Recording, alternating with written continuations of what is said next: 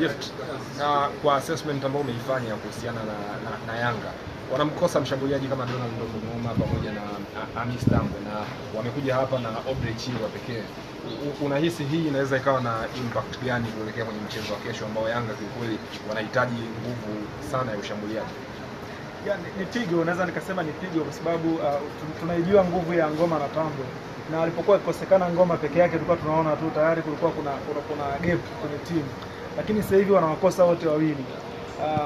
Ila naweza nikasema mabadiliko kocha ambayo atayafanya yanaweza yakawasaidia kwa namna moja ama nyingine, kwa sababu ukiangalia kwa mfano kutokea pembeni Simon Msuva na Deus Kaseke wamekuwa na kasi ya kufunga.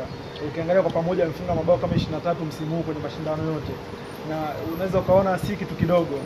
Lakini pia anategemea atamtumia Haruna Niyonzima kama namba 10 ili kuweza kumpa nguvu Chirwa. Lakini katika hali ya kawaida wazungu wanasema hii ni must score game, yani ili Yanga apite lazima apate goli, hata kama itakuwa ni sare, iwe ni sare ya magoli. Kwa hiyo unaweza ukaona hii safu ya ushambuliaji na mzigo mzito pengine kuliko hata safu ya ulinzi.